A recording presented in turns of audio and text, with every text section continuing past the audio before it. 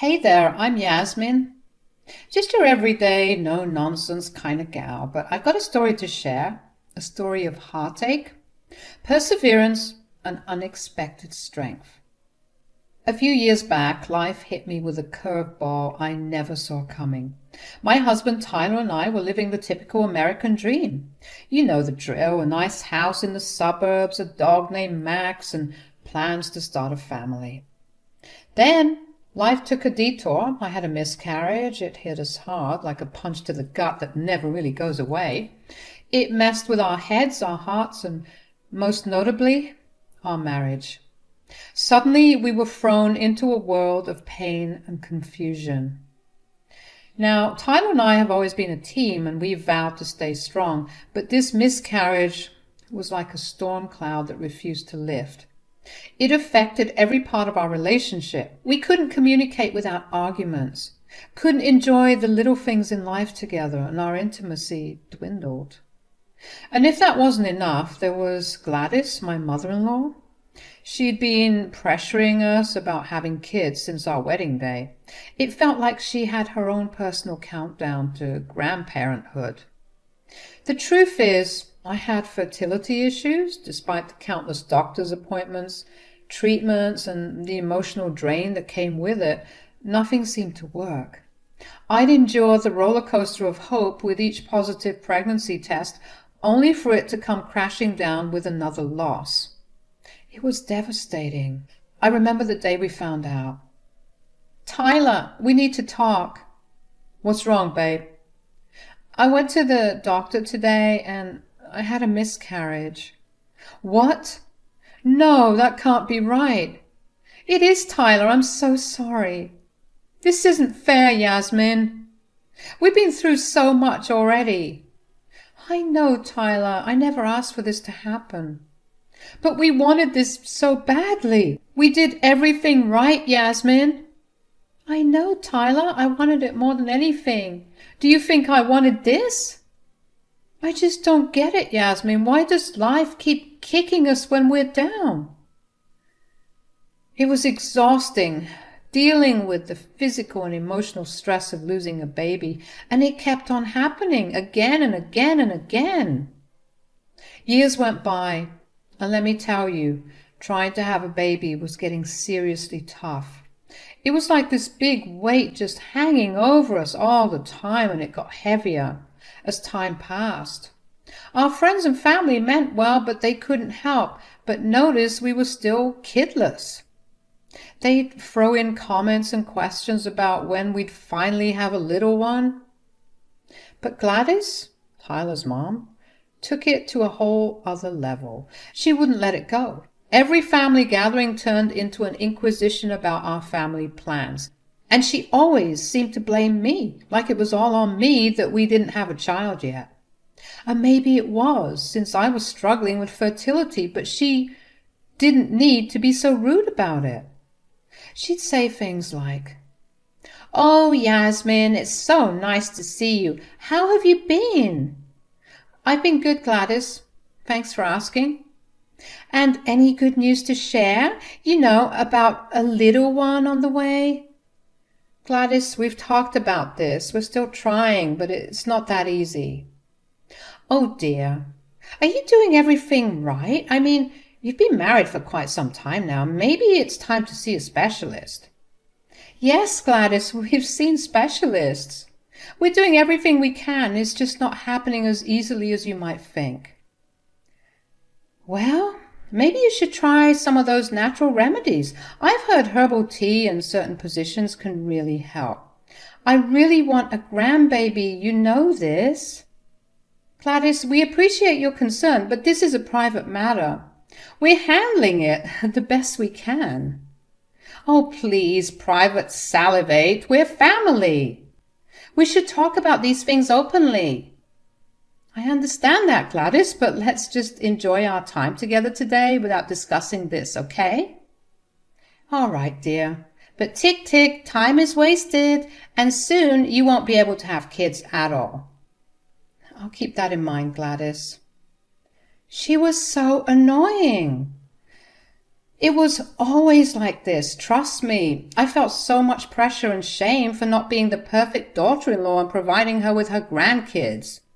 And the funny thing, I never heard her attack her own daughter with these expectations. Hell, she wasn't even married. Yet she got a free pass? It was super annoying. It was an incredibly tough period in our lives. The pressure from Gladys just kept mounting, and it felt like she was constantly holding my fertility against me. I could see the strain it was putting on Tyler and me. I suggested adoption several times, but Tyler remained stubborn, insisting on only having a biological child. We'd have these heated arguments about it. I'd tell him how cruel and insensitive it was to differentiate between biological and adopted children, because in my eyes there's no difference. But he couldn't shake the idea that he wanted his own baby. It was heartbreaking because I knew there were so many children out there in need of loving homes. As for Gladys, her behavior became outright rude. She was relentless in blaming my infertility for everything, as if it was something I could just magically fix. I felt like I was caught in this impossible situation, trying to save my marriage while battling this constant barrage of judgment and criticism. It was emotionally exhausting. And of course, Gladys didn't stop to let me know her true feelings about my infertility. Yasmin, you need to fix this and fast. You're the reason we don't have any grandchildren yet. Gladys, I've been trying everything I can, but it's not that simple. You know, I'm dealing with fertility issues. Well, you need to try harder. We can't have our family line end with you. I just couldn't understand why she was so adamant about this baby thing. Like, seriously? Expecting kids was one thing, but I swear she was about to go all Handmaid's Tale on me if I didn't pop out a baby right that instant. I decided to have a heart-to-heart conversation with my sister-in-law, Faith, who had always been more understanding. Faith, I don't get it. Why is your mom so fixated on me having a baby? It's not entirely in my control, and she's making my life miserable. Yasmin, it's not just about grandkids. I could tell that she was holding something, and after some prying, she finally spilled what she had been hiding. I overheard her talking to some family friends. Mom's worried that Tyler might leave you for someone younger, someone who can have kids. What? Tyler would never do that. I know you believe that, but you don't know Tyler. He used to be quite the player growing up. And you've just been sitting on this information? Hey, I don't know what you want me to do. That's my brother, and I'll always have his back. You're lucky I even revealed this information, and to be honest, I think I agree. What? Yeah, Yasmin, time is ticking. And I'm not saying it's right, but I wouldn't be surprised if he did leave you for someone younger. There's this one co-worker. She's an intern. She's about 24 or so, and let's just say that they enjoy talking to each other. I couldn't believe what I was hearing. My husband was not only thinking about leaving me for someone younger, but already entertaining other women behind my back. My heart had reached its breaking point. After discovering Tyler's betrayal and his affair with a younger co-worker, I couldn't pretend any longer. The wedge between us had grown into a gaping chasm, and I knew it was time to confront him. One evening, he mustered the courage to ask me about my distant and standoffish behavior. I couldn't hold back any longer, the pain and frustration bubbling over. I lashed out, accusing him of infidelity and telling him that I wouldn't be surprised if he was cheating on me. At first, he denied it, as anyone caught in such a situation might. But as the seconds ticked by, he eventually admitted to his wrongdoings. At that moment, the anger and betrayal were too much for me to bear. I slapped him, a physical manifestation of the pain he'd inflicted upon me, and declared that I wanted a divorce. Tyler's reaction was predictable, a mix of pleading and begging for forgiveness. But I saw through it all. I wasn't blind to the possible motive behind his desperation. You see, I had built a comfortable life for myself and, thanks to my career and wise financial choices, had accumulated considerable wealth.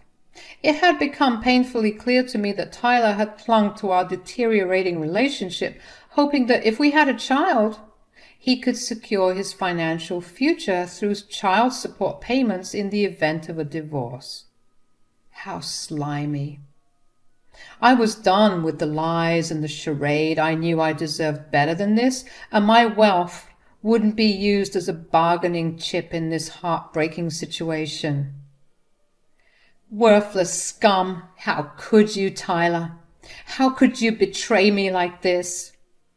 Yasmin, please, just listen to me. I messed up. I know I did. I'm so sorry. Sorry? Sorry doesn't cut it, Tyler. You cheated on me with that woman from your office. Yasmin, you have to understand, I was feeling so inadequate, so unfulfilled in my life. I thought having a child would make me feel like a real man, like I was worth something. Oh, really? So you thought cheating on your wife was the solution? Did you think sleeping with someone else would magically make you a better person? No, of course not. I was an idiot to think that. I just didn't know what to do. You didn't know what to do, so you decided to hurt me instead. Do you even realize the pain you've caused? Yasmin, I can't lose you. Please, let me make this right. I'll do anything. Anything?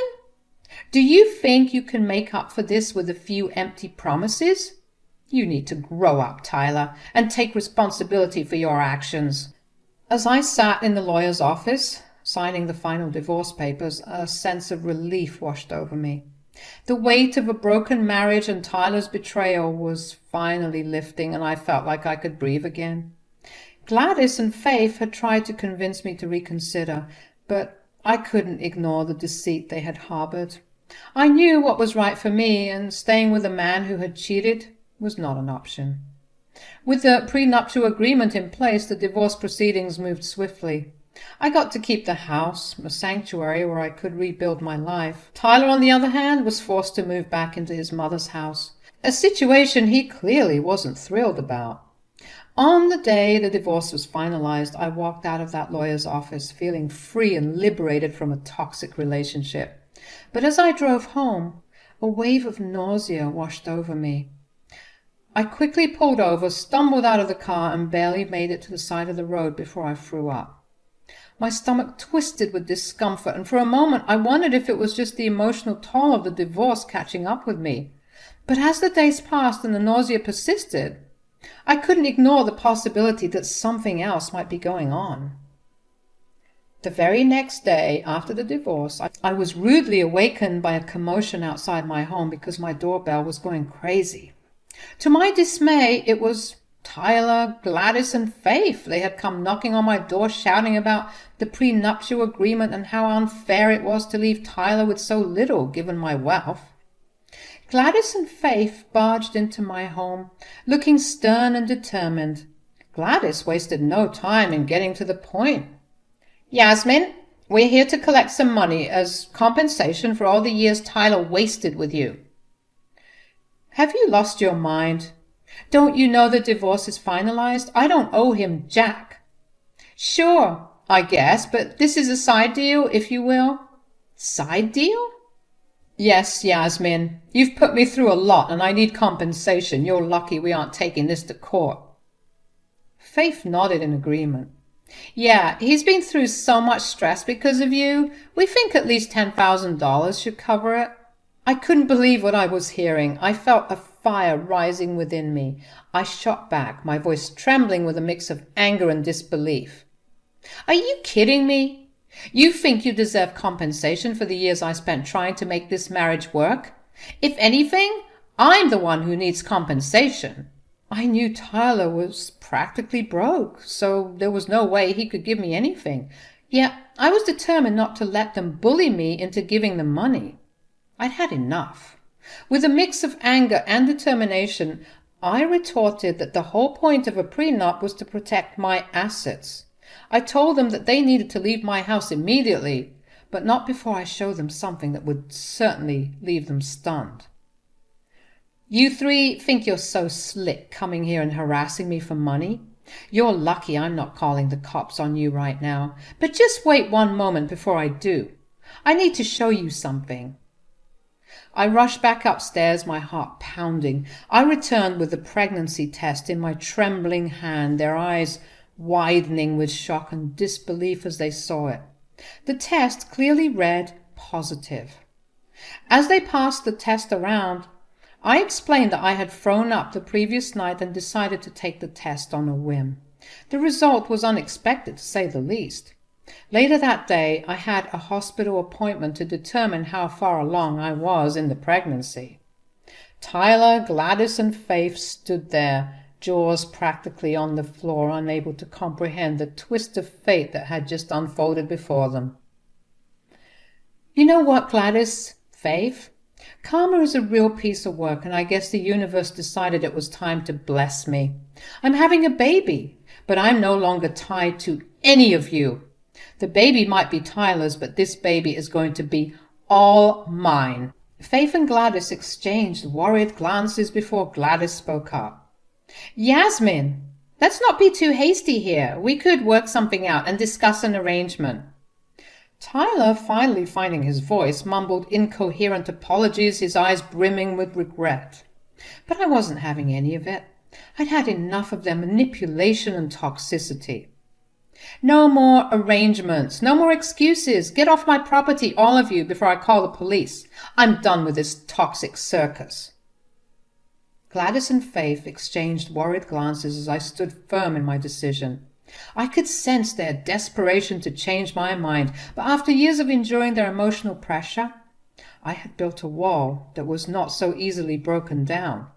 Gladys finally broke the tense silence. Yasmin, you have to understand that we care about this family. We want what's best for you and the baby. Tyler may have made mistakes that you knew about, by the way. That's not important right now, and you know it. He's the father, and he has a right to be in his baby's life. Yeah, Yasmin, you know how long we've been waiting for this. We can make this work, trust me. I sighed, trying to maintain my composure. I understand your concern, but what you fail to grasp is that Tyler's actions caused this rift in our marriage. He cheated on me, Gladys. You're a smart woman. I'm sure you don't even believe what you're saying. You three are just trying to get into my life to get access to my pockets. That's ridiculous. Yes, I agree. You're taking these things too. He shattered the trust that held us together. Tyler, who had been mostly quiet until now, stammered. Yasmin, I messed up big time. I regret what I did, and I'm willing to make amends. For the sake of our child, can't we try to work this out? I looked at him, my eyes filled with a mixture of anger and sadness. Tyler, this isn't just about your infidelity. It's about years of emotional manipulation and pressure from your mother and sister. I've endured so much because of your family, and I can't go back to that toxic environment. Faith tried a different approach, her voice softer. Yasmin, we admit we made mistakes too. We were too pushy, and we're sorry for that. But we only wanted what was best for you, even if we went about it the wrong way. Please, for the sake of the family, reconsider. But I wasn't falling for it. Sure, Faith. But it doesn't change what happened. I've made my decision. I want a fresh start for myself and my child, away from the constant pressure and guilt trips. So thanks, but no thanks. Gladys, clearly frustrated, raised her voice. You're being unreasonable, Yasmin. You can't just cut us out like this. I took a deep breath, my patience wearing thin. I can, and I will. My priority now is the well-being of my children, and I won't subject them to this toxic environment. You all need to leave. Faith started to tear up, her voice trembling. Yasmin, please don't do this. We love you. And we want to be a part of your life and the baby's life. As I've mentioned, You all can have a relationship with the baby, but I won't compromise my happiness and mental health for anyone. Please, I don't want to have to repeat myself." Tyler, who had been silently crying throughout the conversation, finally spoke up, his voice cracking. "Yasmin, please reconsider. I'll do whatever it takes to make things right. I'm sorry about those girls. They meant nothing." I looked at him, my heart aching for the man I once loved. "Tyler, it's too late for us. But you can still be a good father to our child. Just remember that actions speak louder than words." With that, I turned and walked away, locking my door behind them, leaving Gladys, Faith, and Tyler standing there, their faces filled with a mix of sadness and regret. It was time to start a new chapter in my life, one where I could finally breathe without the weight of their expectations and demands. Life had taken a turn for the better. I had my beautiful baby girl, and she was the center of my universe. She was healthy, thriving, and source of immeasurable joy in my life. Each day spent with her filled my heart with love and gratitude. I had decided to allow supervised visits with Tyler, Gladys, and Faith, as I believed that my daughter deserved to know her father and have a connection with her paternal family. However, I had set clear boundaries, and I expected those boundaries to be respected. But every visit seemed to be accompanied by the same chorus of pleas and accusations. They insisted that I was being selfish for not reuniting with Tyler. The pressure and guilt-tripping were relentless, and it started to wear on my patience. One day, during yet another supervised visit, the familiar arguments began.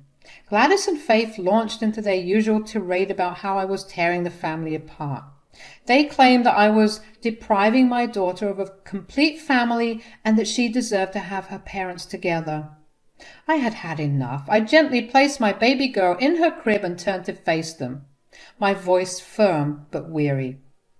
"I've been patient, and I've tried to maintain a civil relationship for the sake of our child, but this constant badgering and shouting are unacceptable."